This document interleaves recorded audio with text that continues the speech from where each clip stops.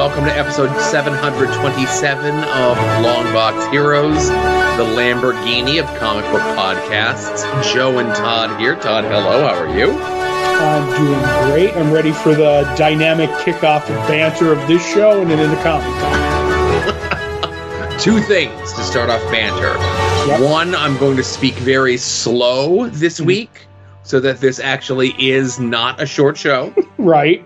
And two, Patreon is a wonderful website with many features that are added on a daily, if not weekly basis that do not confuse or confound the behind-the-scenes user. There you go. There you go. And maybe a little later in the show, I'll explain dynamic kickoff to you during a certain segment. But yeah, I think it should be definitely a short show, Joe. And you're always happy when you're doing the Patreon, like you said. Yes, whenever, recording the shows, editing the shows, hosting the shows, scheduling. Yeah, those are all of my favorite things to do. Right. But my real favorite thing to do at this very moment is to tell you, Todd, what we're going to be talking about this week on the show. Go ahead. We are going to be talking about making your house smell like a comic book store. For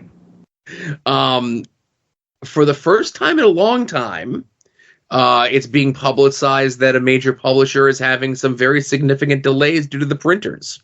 Right. And this could eat up some time. The passing of a modern-day comic book legend. Yes. We have what we read from this past week, which would be Absolute Power number 3 and Blood Brothers Mother number 2, which is just as difficult to type into an email as it is to speak into a microphone. Right. My walk down Lois Lane with our good friend Beckie. What we're looking forward to coming out this week, our continued reread of Gail Simone's Secret Six in Todd and Joe Have Issues, the current standings after the first week of the NFL season in our Pigskin Pick'ems, and who knows what else the world may bring. That's right. It could be anything or nothing. I don't know. So Todd brought this story to my attention, and it's in regards to a post from Scott Snyder, the linchpin of the upcoming Absolute line at DC Comics. Mm-hmm. And it is a scent that is spread out over several different things: a candle, a perfume, a spray, called 9 The Comic Stores of George, that you could make your home smell like a comic book store. They claim that the smell is... They claim that the smell is the wood floor and the vintage book and magazines. There you go. Okay. Now, I've been at comic book stores my whole life. Mm-hmm. Pretty much most of my whole life. And this seems to be like treating it seriously. Yes. Whereas when you sent this to me, I thought this was going to be like one of those things where like, oh, it smells like cat pee and BO. Right. Which comic stores has gotten away from. I think we've broken that stigma that comic stores are filthy and dirty and in some guy's basement or garage or something. I'll say this to that. I think it's just because we're very, very lucky. Yes.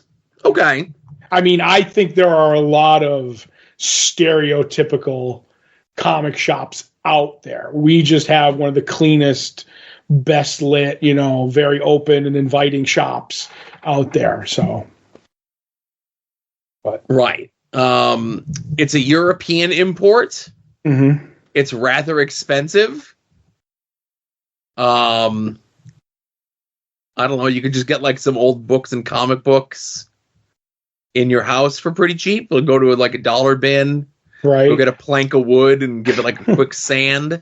Yeah. Oh, that's a good idea. Yeah. A little planing on your board. Mm-hmm. And I think you'll get the scent that they're looking for, Right. Which, when this came up, that's immediately where my mind went to also, was the jokes that would come out of this. And when I saw it was a candle, As we say, we have a great comic shop. But it reminded me of, do you remember Unknown around the corner from our comic shop over in the hipster section of Scranton? Yes. Right?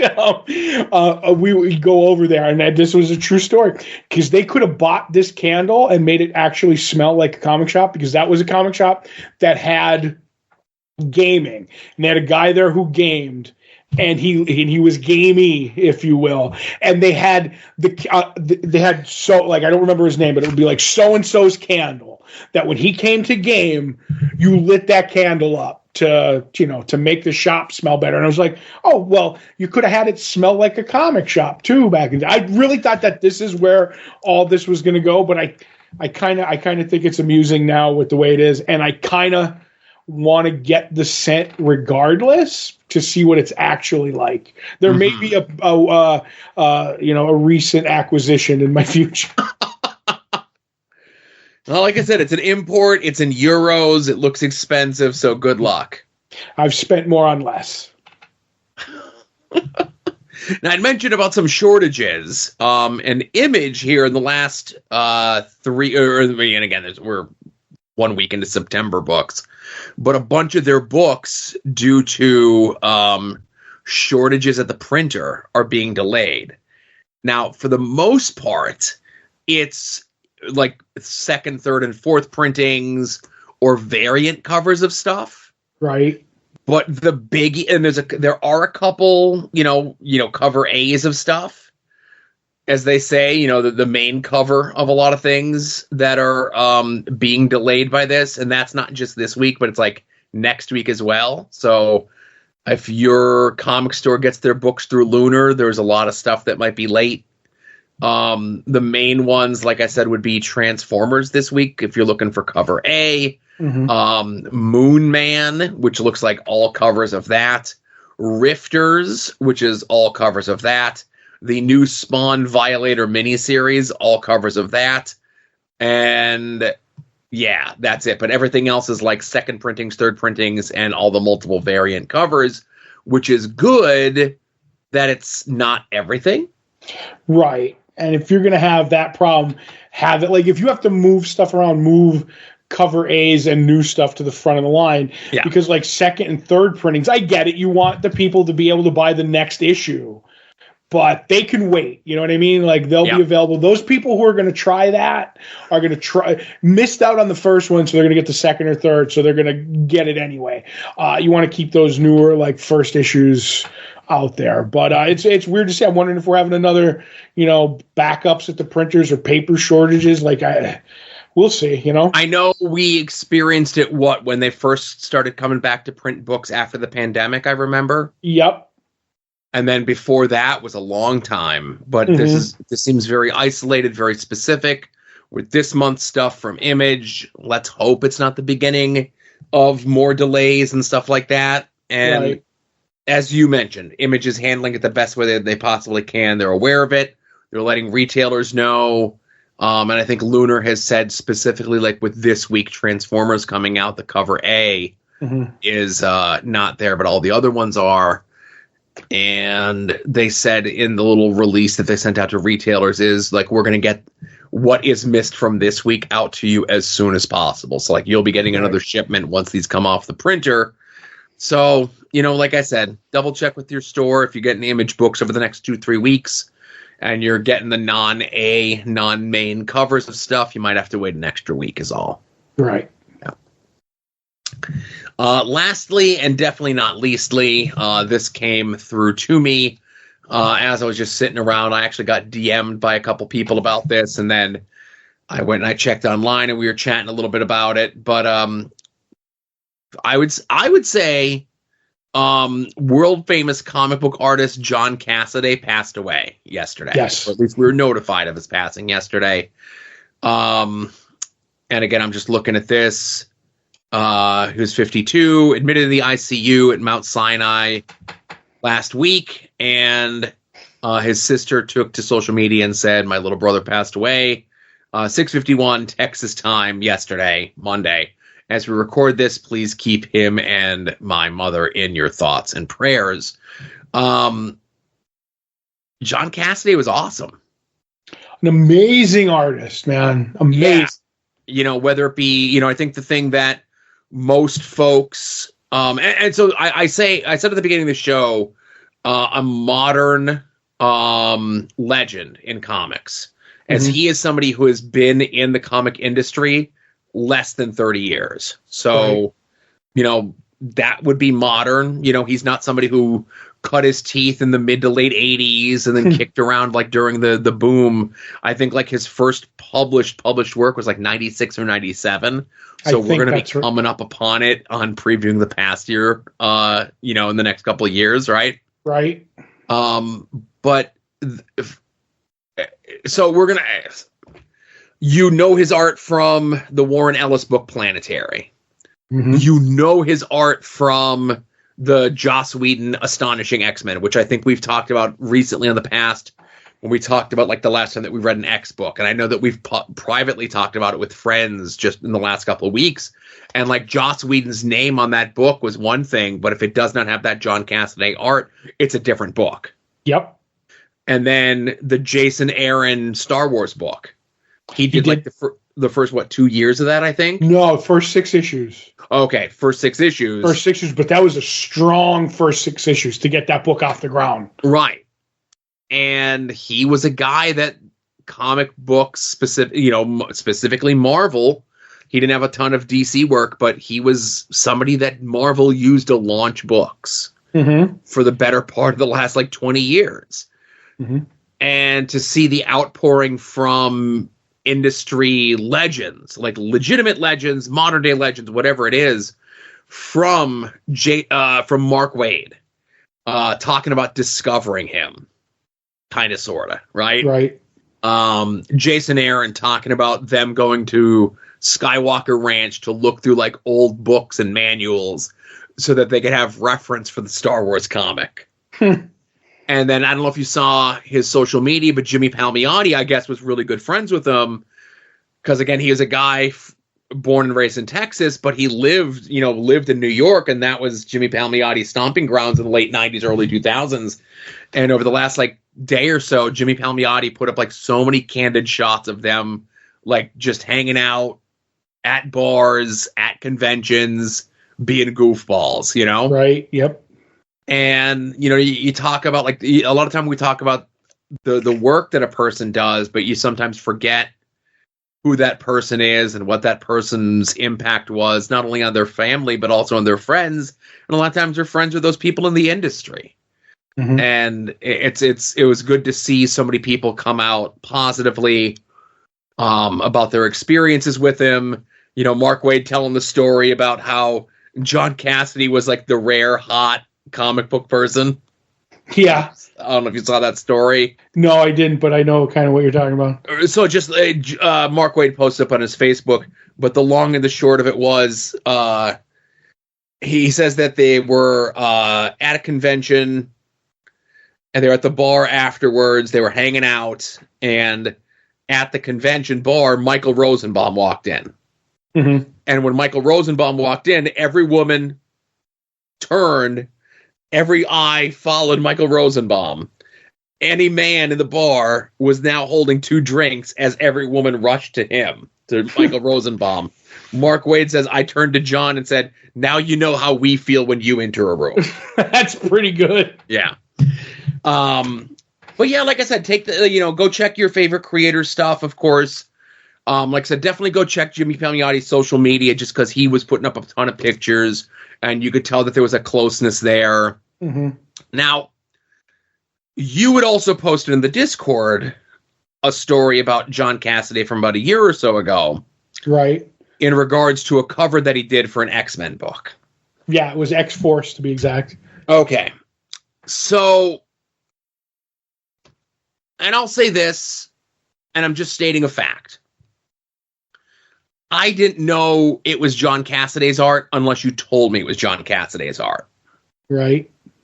And there was a lot of people in the industry and fans that were just saying, why does John Cassaday stink now? Now, if you look at his output, which there hasn't been a ton of prior to his passing, sadly, so it makes you think that there may have been something bigger going on.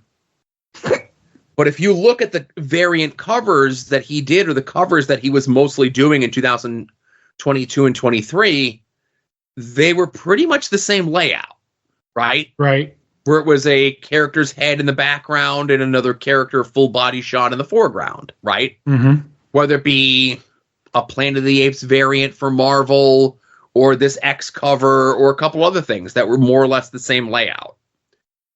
And I will give credit, as I was looking at the stories, and listen, we talk about it with Bleeding Cool, where we get a lot of our information from. It's just a good news site aggregator sort of thing. And in that story from December, Rich Johnson had gotten like all these industry professionals like making these remarks about it. And then surprisingly, in the comments, most of the comments were, well, we don't know what's going on. Yep. Maybe he's sick. Maybe he's hurt. Maybe he's experimenting with something. We don't know. Has anyone thought to reach out to him and ask him? And sadly, as far as I could tell, no one had. I remember when that story hit. Yeah. And I don't remember if we talked about it on the show, because we did not. Because I was kind of like, what is wrong with you people? Like, in my brain, like, that obviously there's something wrong.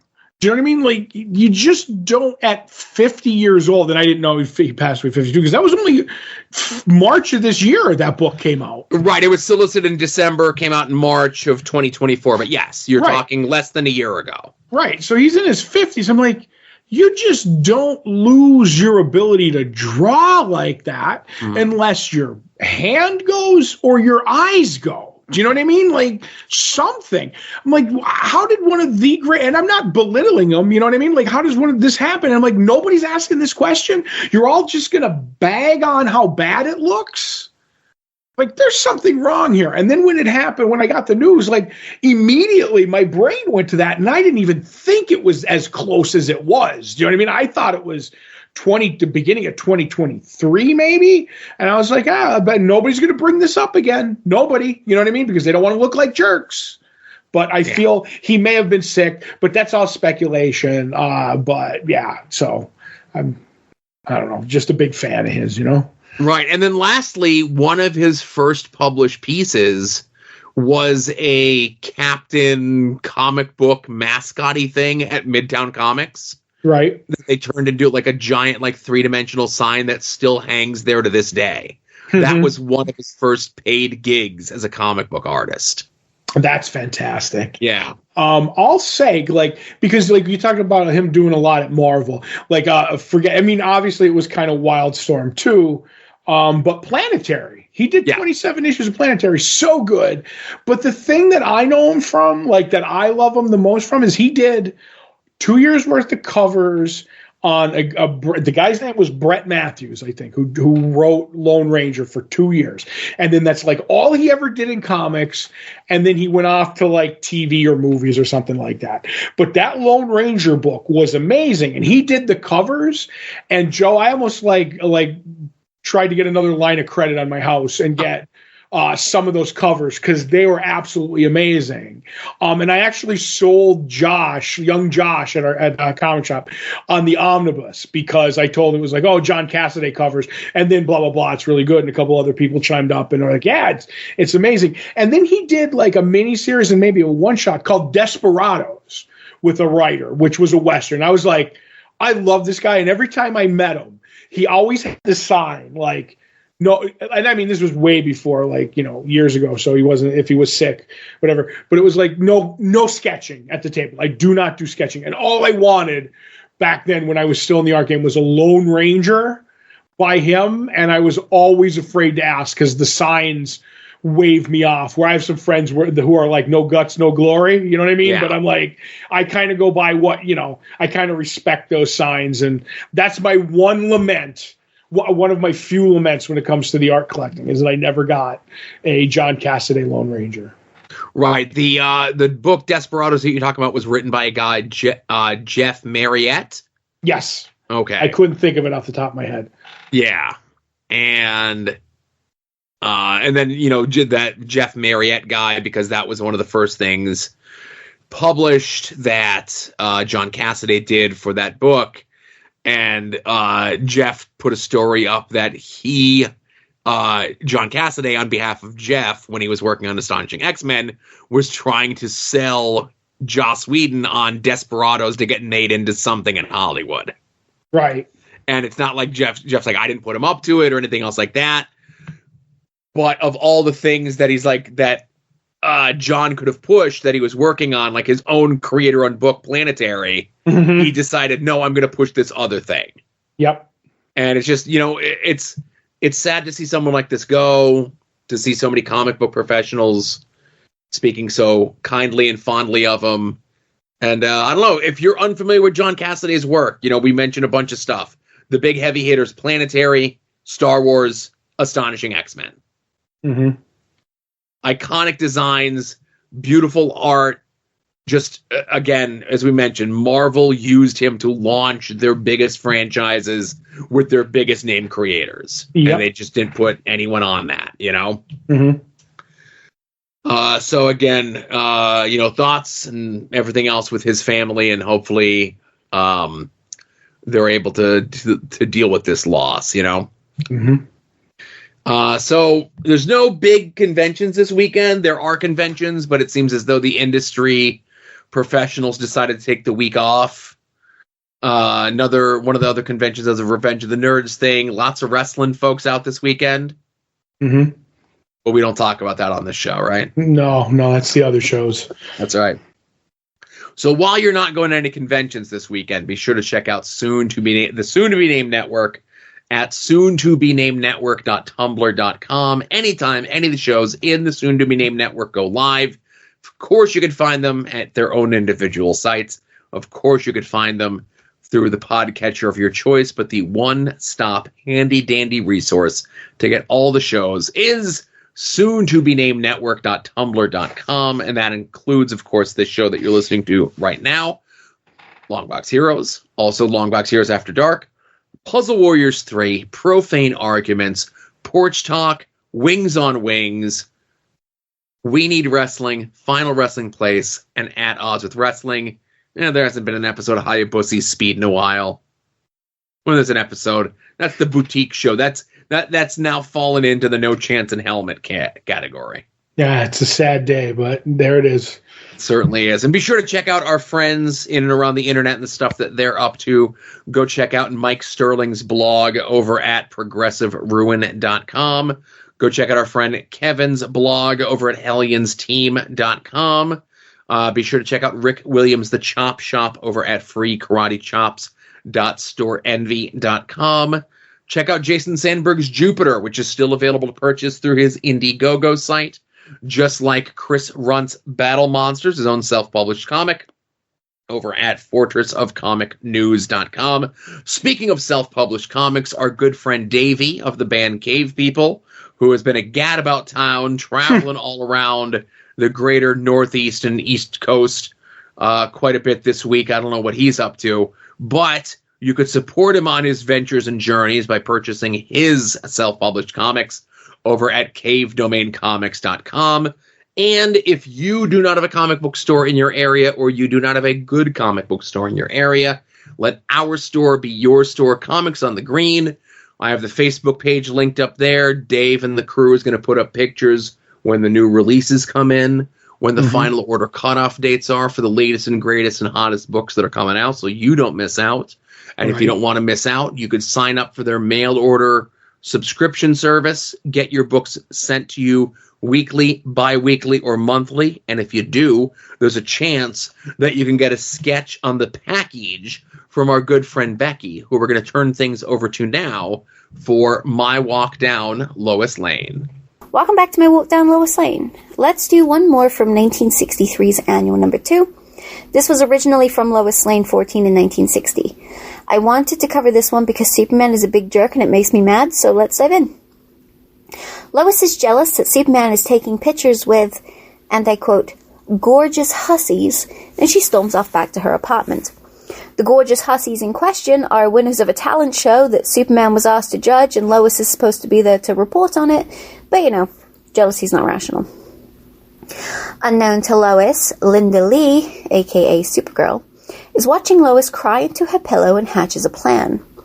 Superman is currently forcing Supergirl to live in an orphanage to learn Earth's ways and handle her superpowers.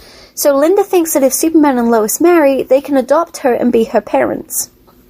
She spots Clark driving to an assignment and changes the billboard to paintings of Lois.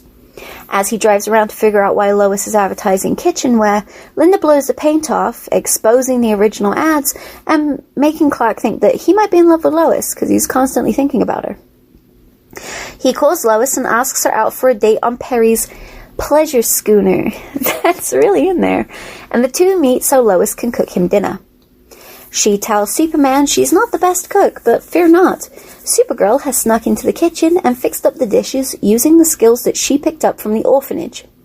She also breaks the wiring on the pleasure schooner, so they have to light romantic candles. As they're eating, Superman is called away to stop a train disaster and comes back to an upset Lois and a cold, half-eaten steak. He invites her to the deck of the pleasure schooner. I'm never going to stop saying that. And it's going really well. Superman is considering proposing, but Supergirl gets impatient, tries to gently rock the ship to knock Lois into Superman's arms, but blows too hard and Lois falls overboard. Superman rescues her and then tells Lois to her face, I was about to propose to you, but not now. Your accident made me realize that if I married you, I'd spend the rest of my life rescuing you from one peril or another. The next day, Superman feels bad he upset Lois by telling her to her face she almost had it all but blew it by falling off of a pleasure schooner and decides to apologize. He stops by her apartment to find roses and a card from Batman. No, this isn't another Lois marries Batman story. Supergirl has forged Batman's handwriting to make Superman jealous. In a rage, he grabs Lois's wrists and asks her if she's trying to make him jealous. Lois replies that there are other men on this earth that know she's alive, and he can tell she's telling the truth. Just then, there's a knock on the door, and Lois receives another gift. It's a Batwoman costume and a note asking Lois to marry Batman and become his Bat Queen. Superman leaves, jealous and heartbroken, but if Batman loves her, he's not going to get in the way. Supergirl is upset that she messed up again and decided to go to the source. She spends the night in Superman's room whispering, propose, propose, while he sleeps, and the next day Superman asks every single woman he comes across to marry him. When he finally makes it to Lois's apartment, he proposes, and she's infuriated because the news radio is reporting that he's been asking every girl to be his. Supergirl goes back to the orphanage in defeat. Once she gets there, she finds Clark, who told her he knew that Supergirl was messing with him the entire time. He decided to teach her a lesson, and a producer of the new movie King Solomon's Wives used his going around proposing as advertising for the new movie, and he gave Superman a check, which he has donated to Linda's orphanage. Linda says she will never mess with his love life again, but we all know that's a lie because this is the second one of these stories I've covered. Okay, without ranting and raving, Superman is a jerk. I did not know that he forced Supergirl to live in an orphanage in her early appearances, so I dug to find out why. It is literally because he doesn't want to have his identity exposed. First of all, nobody goes to the Fortress of Solitude unless he takes them, and he could just tell Supergirl to hide, but then she wouldn't really learn Earth's ways. He could keep her at his apartment and tell people his cousin is visiting. Pretty sure nobody visits Clark anyway, and if they did, it doesn't matter, because Linda wears a disguise. She wears a brown wig and glasses. He also wanted to teach Linda a lesson so badly that he has completely upset Lois without explanation. By the end of this issue, she thinks accidentally falling off of the pleasure schooner and destroyed her chances of marriage, and she also thinks he's been going around proposing to hundreds of girls. I'm so mad at Superman in this issue. Tune in next week for more.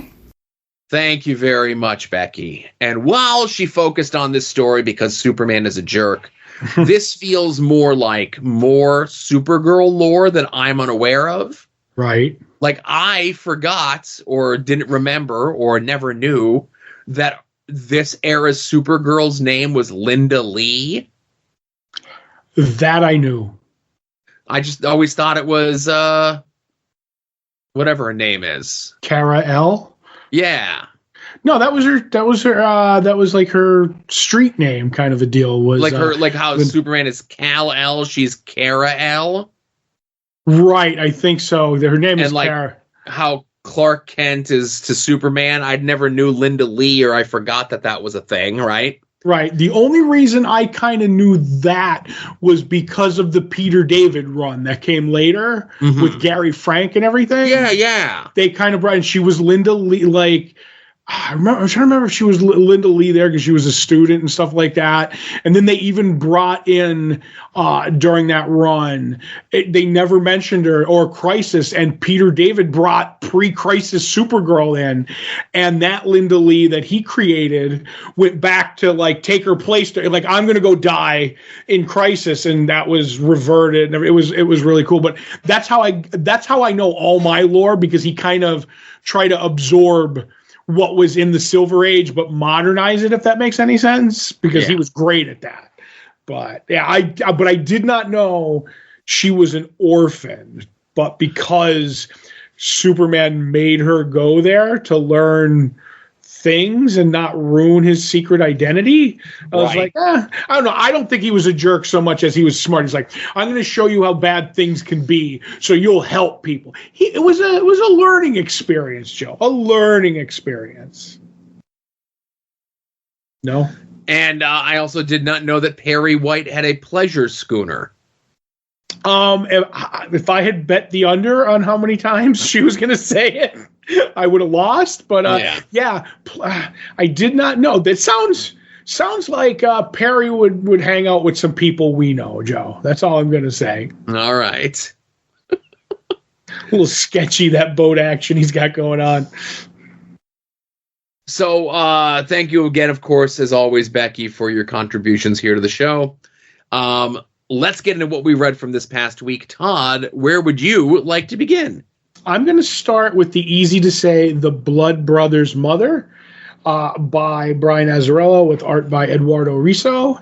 As we've, kind of learned last issue, these three children who are the main characters of the story, they were, with their mother was married to this preacher, and maybe their real father shows up and he's an outlaw and takes her back and kills the father. So now this is like the ramifications of that. The kids are deciding what they're going to do, because the people in the town have decided, we're going to raise you, but we're going to split you up about families. And they're like, that's not going to fly. We're going to get our mother. So they go off.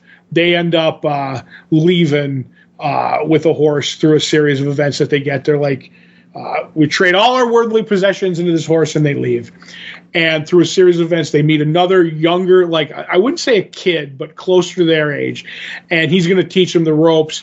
Maybe he takes advantage of them and blah, blah, blah. And they end up, doing a full storyline with that, of how they kind of he gets his comeuppance. I like that.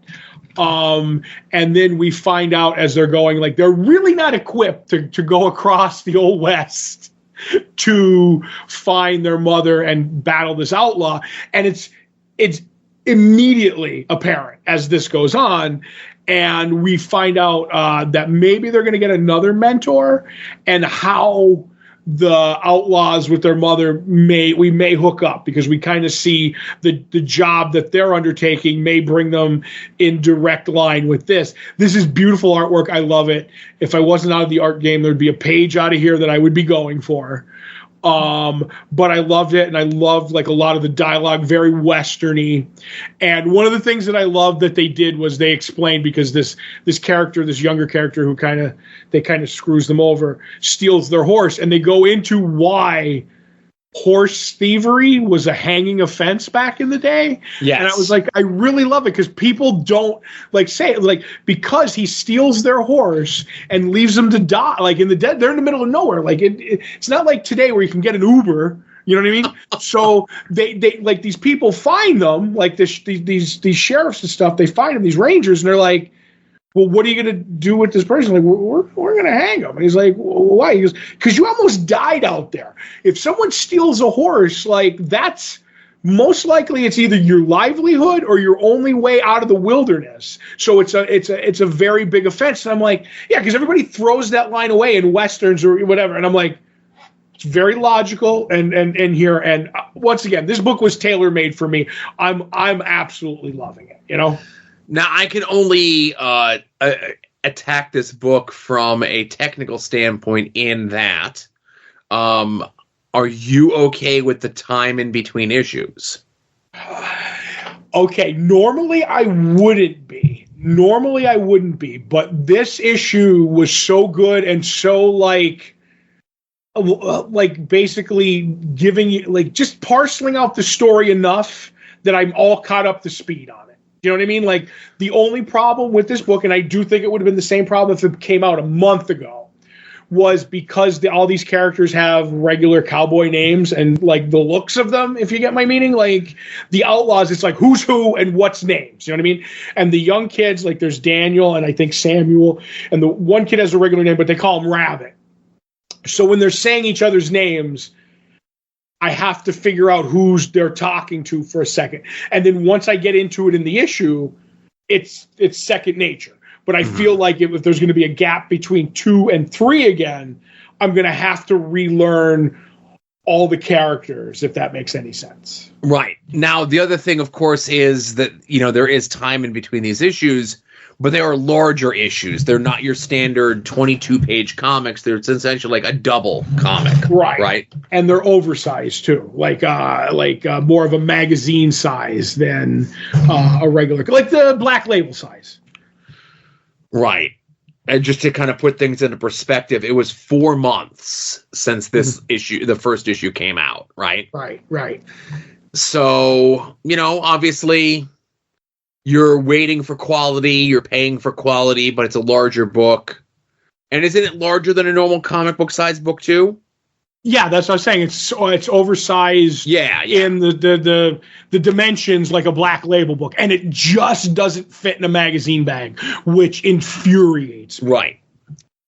So that's, you know, the only places that I would tackle this from is that it's a larger book.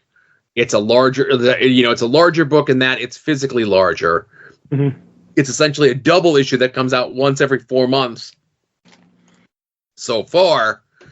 And the fact that it's 4 months in between issues, that this would be a 1,000,000%. I'm waiting for the trade to come out on this. Right. This is almost a quarterly now. Yeah. This book is. And that's fine. You know, it's what it is. Not everything has to be monthly as long as that expectation has been set up front, let's say. Right. And as we said before, as long as they keep coming out and the people don't lie that their books aren't being distributed, we'll be okay. Yeah. So the other book that we both read from this past week was Absolute Power #3, written by Mark Waid, art by Dan Mora. This is the penultimate chapter in Absolute Power. Now, I know, we look at each other's what we're going to buy this week, but I think outside of Batman and Green Lantern, you're not picking up any of the ancillary miniseries and stuff like that. No, I'm not. Anything, I Green Arrow is tied in, and I get that, and I forget what else, but I don't get any of the Task Force 7 or yeah. Now, we didn't get a chance to talk about when it came out a couple weeks ago, just because of whatever other things were transpiring. But I really liked the most recent issue of Green Lantern that tied into all of this. Yes, that was the best of the tie-ins. Yes, but it was just a regular Green Lantern book, and I think if you were not reading Absolute Power, it definitely would have stood on its own. I think they need to do a little bit better job because, Batman 152 came out this week as well as Absolute Power 3. Mm-hmm. And you kind of sort of needed to read Batman 152 first. Kind of, sort of. I'm going to go no, just because it doesn't matter, because there's only one. The end of Batman 152 is him in Absolute Power just teleporting in. So I'm fine with it as a slight flashback. Doesn't bother me. Okay, but, if you're someone who has issues like I do, then I would have liked to have read Batman 152 first. Fair enough. No, because and again, and we're going to talk about the issue, but we get to the end of this issue where Batman shows up and he has the mother box. Mm-hmm. Obviously, if you're just reading the main book, like, okay, Batman went to go get the mother box. He comes back, he has the mother box. In Batman 152, we see him going and getting the mother box, and by him getting the mother box after the timer goes off, what that ends up triggering, I guess. Right.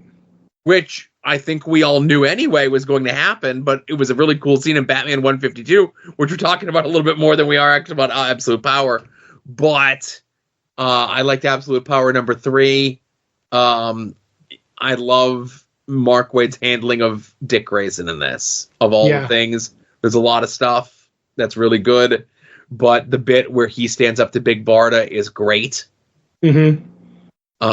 The fact that this issue really leans into, and I'm sure there might be it in more of the other issues, that Mark Waid is setting up Airwave. Yes. And I don't mean setting them up in a good way. I think we're getting a noble sacrifice out of Airwave. I don't know. I think they're strapping the rocket to Airwave. So we're talking about, obviously you bring up your professional wrestling lingo. It's already out there. We know who's going to be in the new Justice League book that Mark Waid is doing. I definitely feel that Carol Ferris is the one who's getting the rocket strapped to her. Mm-hmm. And I think Airwave is going to get that noble sacrifice moment. He could, but I feel like Dreamer had that sacrifice in this book already. Mm-hmm.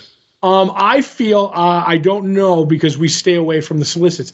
I think Airwave is going to get the push in Justice Society by Lemire. That's where I think he's going to end up. Okay. I think he'll fit great as a young new character for the JSA. Right, like a la Stargirl, like how she learned to be, you know what I mean? Because there's a couple of those established characters in the Green Lantern issue, which is like, oh, here's young Ragman and young whatever, right? Mm-hmm. So you could put Airwave with them as part of the, that, because that's a lot of what Justice Society comes up with, is like you have your legacy heroes older, and then you have your legacy hero younger. Right, mentoring them kind of. Yes. I could see that. I mean, let's put it this way. I ain't going to be surprised if they go either way. Do you know what I mean? Like, if you're right, I would be like, oh, my God. But I'd like to see, like building them up for something.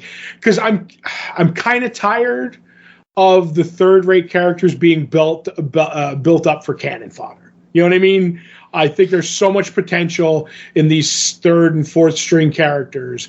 And maybe it's just my love of Justice League International that they decided we're going to kill, over the course of time, we're just going to kill a bunch of them off because nobody cares about these characters. And it's like, I care about these characters. So. Every character is someone's favorite character. Exactly. And we always say this is a famous phrase at the comic shop. And people who work there try not to make fun of a comic because every comic's somebody's first comic. Yep. You know what I mean? And it may not be good, but it's their first introduction and it gets them jazzed for other comics. So don't, poo-poo all over it. So I'm with it. And there's funny, you have to ask the retailer. One of the DC reps that he knew, for years that he had, was the biggest Airwave fan ever. And I always found it funny because he'd be talking to him on the phone. This is back when DC was different, and you had a rep that you talked to every week, and they asked how your shop was doing and got feedback and stuff like that. And he would get the creators because he'd go to shows and handle the booths and stuff, and everything that he got drawn by somebody was an Airwave. And I was like, I respect that beyond anything. So I know for a fact there's a huge Airwave fan out there. But so with this issue, especially because it is the penultimate issue of the main story, mm-hmm. There's a lot of moving pieces in this, but it doesn't feel as though it's overwrought. You get the bit with the Amazos as they've been capturing the heroes. They've been gaining morals from the heroes. Yep, which swings out of Green Lantern, as we said. Right, swings out of Green Lantern. I feel it swings out a lot of the other books as well. now that most of the heroes have been captured, Waller is now having the Amazos go and get the villains, of course, so that's like a bigger thing as well. You get your bits with Flash, as we mentioned. We get your bits with Airwave, as you mentioned.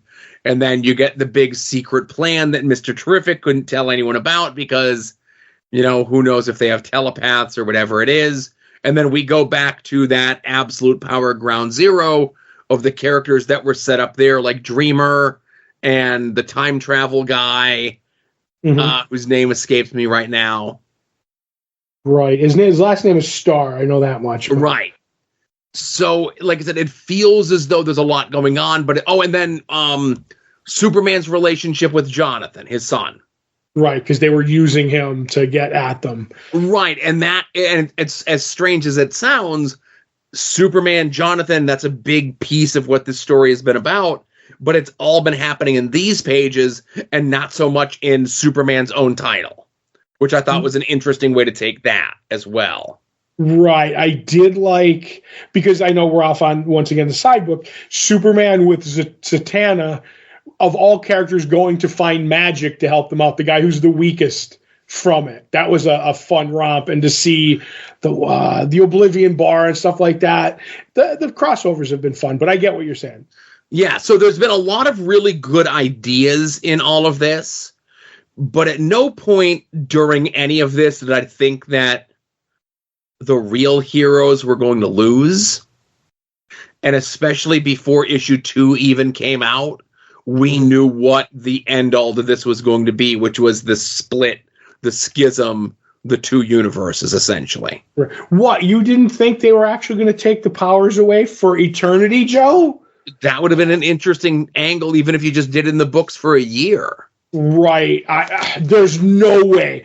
I don't care what editor you are, that there's no editor that has the guts to do that. It's enough to do it for 4 months in continuity. You know what I mean? Like, and not even 4 months, because I don't think we're getting 4 months of absolute power, but we're not getting 4 months of the side books that tie in, like Green Lantern, Superman. So it's like, we'll give you 2. We'll give you 2. But I've been enjoying it. It's just, we've seen these events come and go. Mm-hmm. And maybe back in the 90s, early 2000s, when everything wasn't spoiled out months in advance like it is now, and where it's impossible to avoid, where the company themselves are telling you how things are going to end before they end. Mm-hmm. You just hope that at least the stories are good, and the stories are good. When did comics become a business, Joe? 1963, to be exact. Up until then, it was just Superman and Archie just chugging along. It was just funny books back then? Yes. A phrase that you love. The phrase that pays. Yep. So that's what we read from this past week. Let's get into what we're looking forward to coming out this week.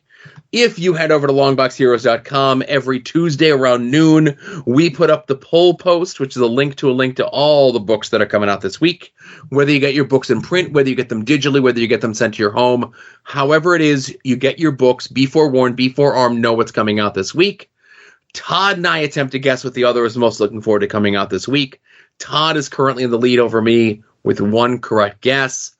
I got to do what I got to do to make up the ground here with only 3 months left in the year. I got to be like that DC editor who doesn't want to take the powers away for a month. I got to take big swings. I think the book that you're most looking forward to coming out this week is Dead Eyes, The Empty Frames #1. It is Dead Eyes, The Empty Frames #1. John McCrae, good, I love his stuff. I had fun with the miniseries last time. It was sad, like what happened with the legal stuff that kind of hamstrung it. Just real quick, because it's been so long, it was originally called Dead Rabbit. Yes. And then it turned out that there was a restaurant that had that title copywritten for a variety of different things. Yep. And the first issue came out. And The first two issues come out. And then that restaurant is like, no. And then they're like, we got to go back to press. We got to do whatever we got to do and everything else like that. And that's definitely hampered the rest of this series coming out. But yes, that's my pick for you. Right.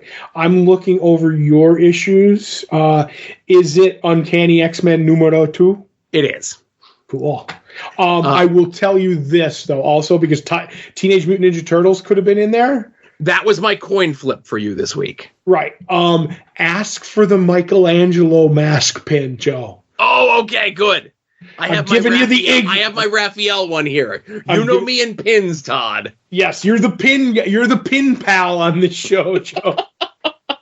But a certain person who gives sketches on packages, as you say, gave me the Iggy, and I was like, "Yep." And spoiler free, Michelangelo is on the cover of 2, so you have the yellow, you have the orange mask. I'm guessing we're going to get the other 2 in the next 2 issues. And then I told him, I said, if Casey's on the 5th one, I'm buying 2, Joe. 2. But so be prepared for that, Joe. All right. Thank you for the heads up. And that's for you listeners as well. If you're picking up the new Teenage Mutant Ninja Turtles book by Jason Aaron, absolutely should make sure to ask your local retailer, brick and mortar style, to get those mask pins of the turtle that's featured in that month's book. Right. And I got the notice that we are getting the JLA membership card. So woohoo! So it's like a well-lit comic shop with swag, Joe. And a dog whose birthday was over the weekend. So he has the same birthday as my little niece. That's fantastic. Are they both 5? No, she's 8.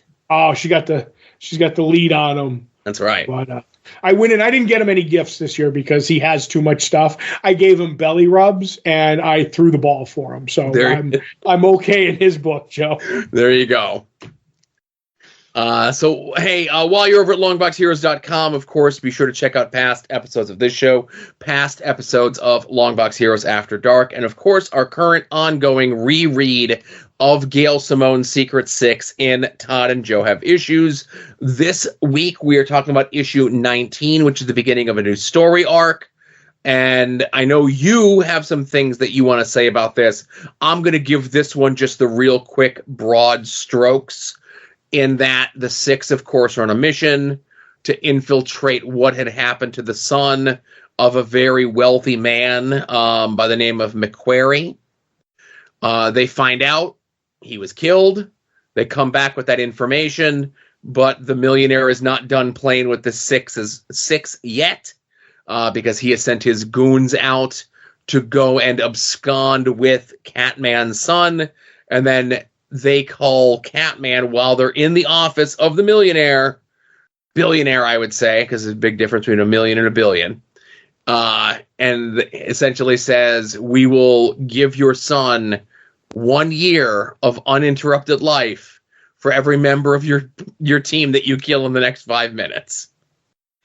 Really setting the table for everything, and I will just say this is the 3rd time so far in this series that we have gotten to see the Six in their stealth suits, which just makes me so much more want the figures of the Secret Six to come out with the variants of them in their much more known stealth suits. Did you know they actually did a McFarlane figure for Catman? No, I did not know they did a McFarlane figure for Catman. That's the one. And so they have a thing to do the stealth suits on it. But I also love, like you said, that once again we're at the thing that a reason for someone to try and kill the rest of the Secret Six, which seems like we get every storyline, and I love it. The fact that the cult was the Brother Bloods cult. I'm a sucker because there's no better cult in comics than Brother Bloods. And when Ragdoll kills the leader and his eyes pop out, reminds me very much of what was the Total Recall. You know what I mean? Yeah. Arnie in Total Recall. Goes to Mars's atmosphere. Yes. But that being said, this issue is very near and dear to me. Because this is the issue at the comic shop where, I'm going to toot my own horn. Toot is where I was all in on this book. And I was trying to get people to read this book. It was like, this is the issue that I gave them. And it was Ragdoll that sold them, Joe.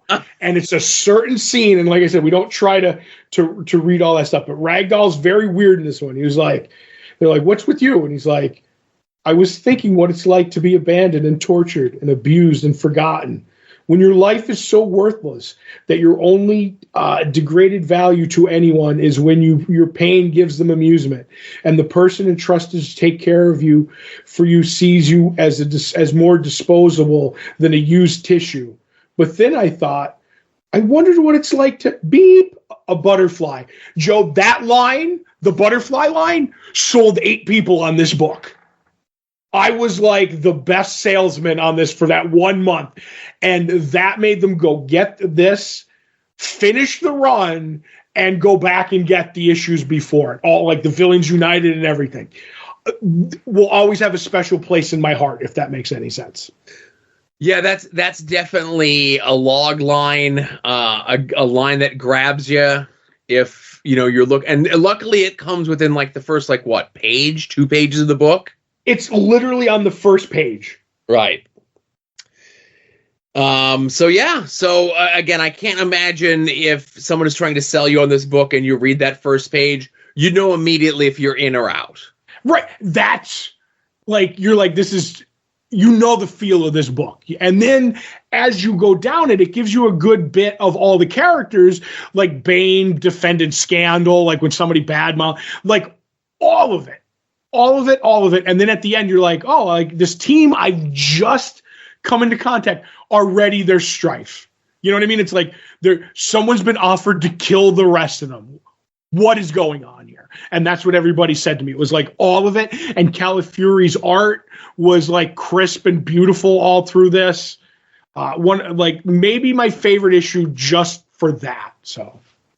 Right. And I will also say another, as it's advertised, another 4-issue arc, again, not filling out for the trade. It's what the story needs to be. Yeah. Mm-hmm. So good stuff. And next week it's issue 20, the continuation of the story arc. Yep. Is a good jumping on point, as you mentioned, for that first page, of course. But also everyone gets a good bit of exposition for the team, some more than others, of course, so that you know exactly who everyone is, and the broad strokes of everyone is put over in this issue, and not in a way that makes it insulting to the folks that have been here for the last 18 issues, the previous 2 miniseries, one-shots, crossovers with Birds of Prey. If you've been with this from the beginning, or as Todd mentioned, this is your first issue, a great jumping on point. Mm-hmm. So also this week is the sale over at the TeePublic store. 35% off everything. TeePublic is so prompting us to sell, and for me to remind you, they sent me an extra email to say, don't forget to tell your social media, podcast people, etc., that you can get designs inspired by this show, After Dark, Soon to Be AIM Network, etc., on everything from stickers to notebooks to decorative throws to everything in between for 35% off from now until Sunday. Wow.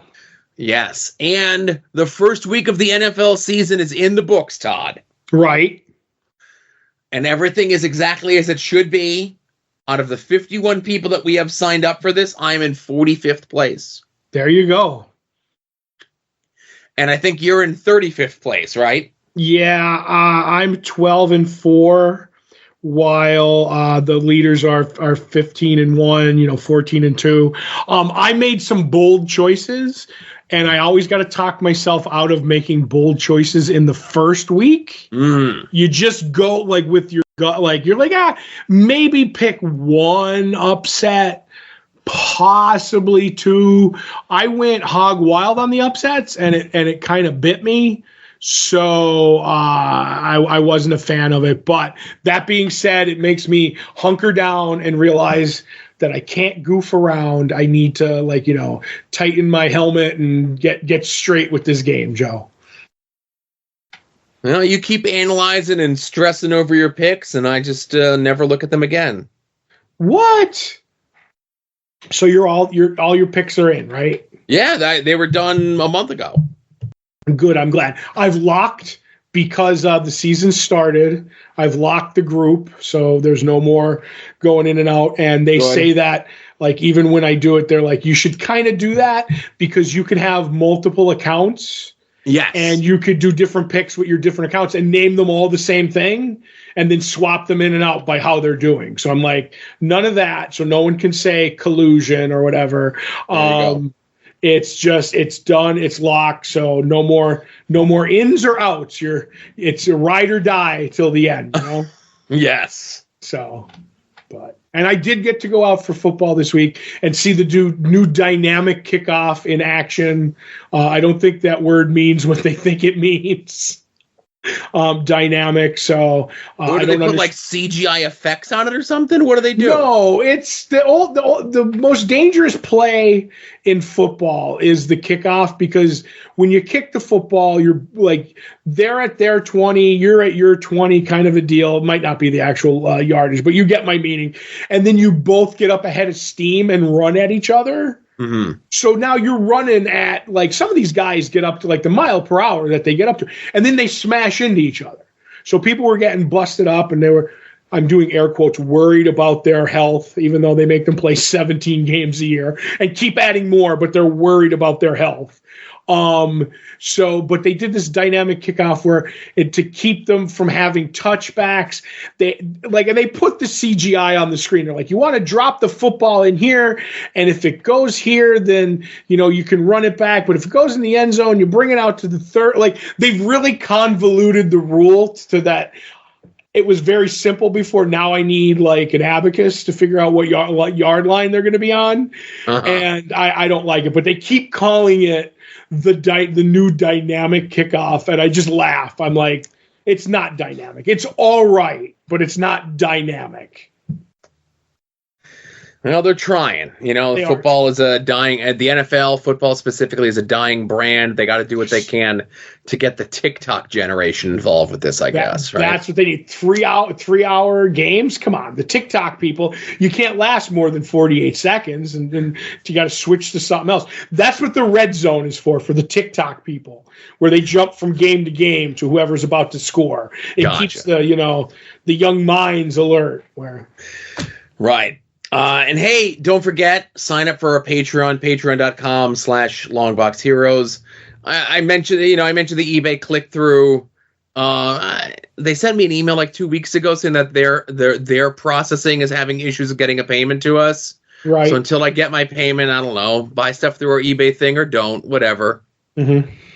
We might get the money, but we get the money when you sign up for the Patreon, and you get something. You get 2 shows a month from us. You get Previewing the Past, where we look at 30 years ago, this month's previews catalog. We just recorded September 1994 this past week. You also get Comic Book Oddities, where we look at some of the much maligned, maybe rightfully forgotten attempts to move comics from the small and silver screen with varying levels of success, mostly no success. We just recorded, this month, everyone has heard by now, 1996's Vampirella, which was bad, but I enjoyed.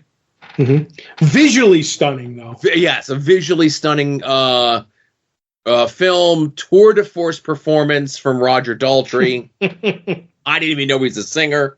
I just thought he was an actor. And we're going to be recording later this month R.I.P.D., which is starring R. Double. Yes. A man who's done more for comics than any of us. And the dude is also in it. Right. And then for TV shows next Wednesday. So we won't be talking about them on next week's show, but they come out next week. We get the series premieres of both the Agatha show for Marvel over on Disney Plus and the Penguin show for DC over on Max. Yes, and I'll just be warning you, every time we talk about, I will be calling it Penguin, just so you know. I know you call it that. That's why I didn't call it that. Yep. I'm a big State fan from back in the day, Joe. Going down to the zoo to see the penguins. Yeah. So we'll have that to talk about. TV talk in 2 weeks. And that's it. I don't know. Nothing else this week, right? No, we didn't see any movies or TV, so we're good to go. Nope. Short show. It was a rare short show for us. Again, we do thank you. This doesn't happen very often. Maybe out of the 720 some odd shows, maybe like 100 are this long. Right. But this show is free. It's all the Patreon stuff. Patreon, you get more than your money's worth. I didn't push everything over on the Patreon. You get the scans of the previews. $5 folks get the After Dark 2 days ahead of schedule, so you can listen to everything in the correct listening order. But yeah, go sign up for a Patreon. I don't know, did you get a message from Patreon as a free person saying that they're going to try to get you to subscribe at a lower rate? Let me know. And then sign up and go join our Discord and let me know that's how you got there, right? Yep. Yeah. For Todd, this is Joe. We're closing on episode 727 of Longbox Heroes. And we'll see y'all next week. Remember, be a faucet, not a drain.